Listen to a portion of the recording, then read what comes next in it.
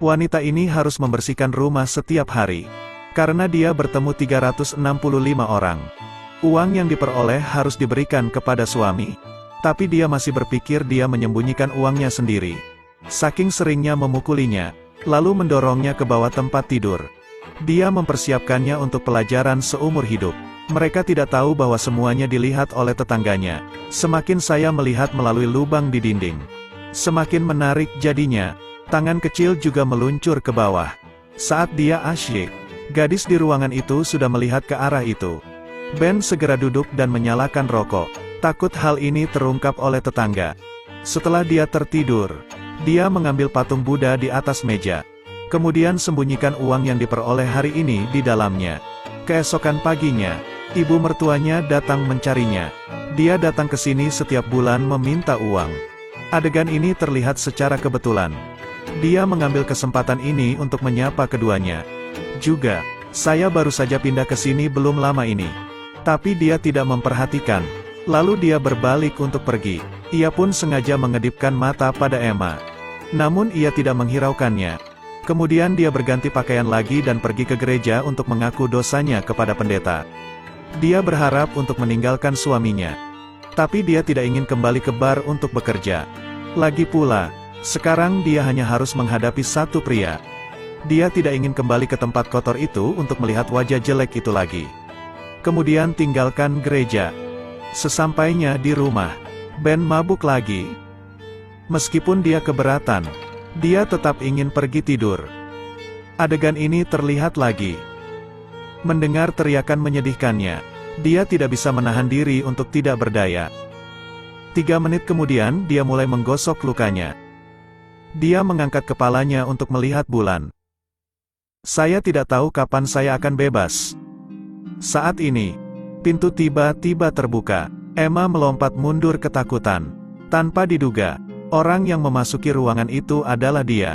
Melihat ke dalam ruangan dengan ketakutan. Takut ketahuan oleh Ben. Untungnya dia tertidur lelap sekarang. Sama sekali tidak ada suara-suara dari luar yang terdengar. Melihatnya terlihat menyedihkan. Dia mengulurkan tangannya ke arahnya. Melihat itu dia tidak keberatan. Dia perlahan membungkuk dan mencium luka di lengannya. Emma merasakan kekhawatiran seseorang untuk pertama kalinya. Dia menangis kesakitan. Keduanya tidak berkata apa-apa. Hanya saling tersenyum. Pada akhirnya, Emma harus kembali ke rumah. Sejak saat itu, saya mulai tidak takut lagi. Dia sering berpura-pura kebetulan bertemu dengannya. Namun mereka berdua takut dengan kata-kata yang keluar masuk. Jadi selalu jaga jarak satu sama lain. Hari itu, Ben pulang dalam keadaan mabuk lagi. Dia tidak mengatakan tidak. Jadi dia menyeretnya keluar dan memukulinya. Dia meringkuk dan menangis minta tolong. Dia berharap bisa menyelamatkan dirinya sebagai seorang pria. Tapi dia hanya berdiri melihat ke balik pintu. Setelah Ben tidur nyenyak, Emma berusaha menahan rasa sakitnya untuk membasuh lukanya. Saya tidak menyangka punya nyali untuk datang ke sini. Menghadapi bahunya, dia tidak lari. Dia hanya berharap bisa menemukan perlindungan. Lalu dia membawanya pulang. Saat melihat memar di tubuh Emma, dia hanya bisa terdiam. Hari ini dia memutuskan untuk menghiburnya. Setelah berbincang-bincang, Alpa baru saja keluar dari penjara belum lama ini. Dia mengandalkan gadis-gadis terkemuka untuk menghasilkan uang. Meski dikatakan sebagai startup, namun sebenarnya itu hanyalah bisnis ilegal.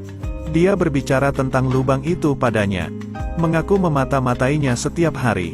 Sejak saat itu, dia pergi ke lubang itu setiap malam agar dia tidak merasa sendirian. Hari itu, Emma memakai riasan cantik. Dia mengenakan gaun merah ke rumah Alpa. Memintanya untuk membawanya keluar dari sini. Keduanya bekerja sama. Keesokan harinya, dia menyelundupkan obat tidur ke dalam air Ben. Tapi dia tidak tahu dia sudah mengetahuinya. Dia menggunakan waktu dia tidak ada di sana untuk mengosongkan gelas air. Ketika dia kembali, dia berpura-pura meminum semuanya. Tunggu dengan sabar hingga obatnya bekerja. Ben mengikutinya dan segera tertidur. Emma melihat kesempatan telah tiba dan segera mengemasi barang bawaannya. Tapi ketika dia hendak pergi, dia ditangkap olehnya. Dia memukulnya. Ben mencengkeram lehernya dan menyerbu masuk ke kamar. Dia menarik Ben menjauh dan keduanya mulai berkelahi. Namun dia meremehkan kemampuan Ben. Emma panik, mengambil pisaunya dan menyerbu ke arah Ben. Setelah ditusuk di bagian pinggang, dia perlahan terjatuh. Emma pun dengan cepat mengakui bahwa dia telah membunuh seseorang. Segera hibur dia lalu bungkus tubuh Ben. Dia memasukkan mayat itu ke bagasi mobil. Tersisa untuk mengatasi noda darah.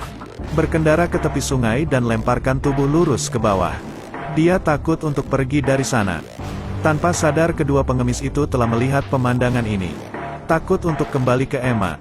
Dia menghiburnya untuk tenang. Karena saya tidak ingin membuat orang lain curiga. Mereka tidak bisa langsung pergi. Selain itu, kita tidak bisa bertemu lagi. Hingga hal ini dilupakan oleh orang lain. Meskipun Emma tidak mengerti alasannya, dia melakukan apa yang diperintahkan. Dia memberikan semua dana hitamnya untuk menunggu dia menangani ini. Keesokan paginya, ibu mertuanya pergi ke kantor polisi. Meski itu menyakitkan, namun ibu mertuanya tetap mengkritiknya. Setelah kembali ke rumah, dia tiba-tiba mendengar suara berisik di dalam kamar. Karena ketakutan, dia berteriak pada orang itu untuk berhenti menempel padanya. Namun dia tidak menyangka neneknya akan keluar dari kamar. Tindakannya sebelumnya membuatnya percaya bahwa kejadian ini ada hubungannya dengan dirinya. Meski dia mencoba menjelaskan, namun ibu mertuanya tetap bertekad untuk menyelidikinya sampai tuntas. Sejak saat itu, dia juga membersihkan rumah agar rasa bersalahnya berkurang. Namun setelah beberapa saat, dia akhirnya hancur berantakan. Ketika dia melihat sisi lain, dia masih mengetuk dinding. Dia berharap mereka berdua bisa keluar dari sini. Tapi dia ditolak. Dia pikir dia tidak terbiasa sendirian. Sejak saat itu, keduanya mulai berbicara melalui lubang di dinding agar tidak saling merindukan. Namun kehidupan damai itu tidak bertahan lama. Lalu terjadilah kesalahpahaman. Hari itu, dengan mengenakan gaun merah, dia mengetuk pintu. Tetapi setelah dia keluar, dia tampak sangat gugup dan marah dan bergegas masuk. Tanpa diduga, ada seorang gadis di dalam. Ini membuatnya gila. Tanpa diduga, itu adalah binatang buas. Tapi dia bilang dia melakukannya demi masa depan mereka. Itu sebabnya dia pergi ke seorang kenalan lama untuk melakukan kembali pekerjaan lamanya. Setelah mengetahui alasannya, Emma pun menjadi tenang. Tapi dia tidak ingin terlibat lagi. Dia memutuskan untuk pergi sendirian besok. Saat itulah wajah aslinya terungkap. Dia mengatakan jika dia berani mengkhianatinya, dia akan pergi ke kantor polisi untuk melaporkan kasus tersebut. Di bawah tekanannya, Emma hanya bisa mengertakkan gigi dan menanggung penghinaan. Dia dengan marah menggedor pintu keesokan harinya, dan datang menemuinya lagi karena wanita itu sakit sehari sebelumnya. Jadi dia hanya bisa menemukan seseorang untuk menggantikannya. Dan pada saat yang sama, menggunakan pembunuhan untuk mengancamnya lagi menjadi uang. Kalau tidak, dia kembali ke kamarnya sambil terisak-isak. Saat ini suaminya yang sudah meninggal tiba-tiba kembali. Emma takut menggoyangkan seluruh tubuhnya. Ben dengan tenang menyuruhnya untuk membawa kekasih barunya ke rumah ini, agar dia bisa membunuhnya. Ketakutan dan terisak. Tapi dia tidak punya pilihan selain menerima bahwa dia menyembunyikan pisaunya di samping tempat tidur. Dan bersembunyi di sudut lama setelah mendengar panggilan Emma. Dia dengan hati-hati mengintip ke dalam ruangan melalui lubang di dinding. Karena tidak melihat sesuatu yang luar biasa, dia masuk ke dalam. Adegan ini dilihat oleh Ben.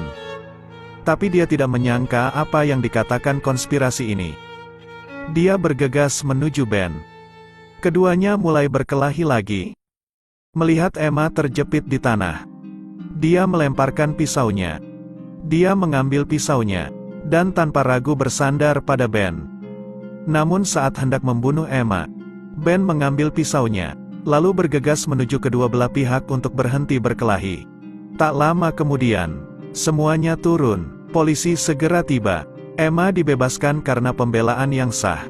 Keesokan paginya, dia mengemasi pakaiannya dan meninggalkan kota mimpi buruk ini.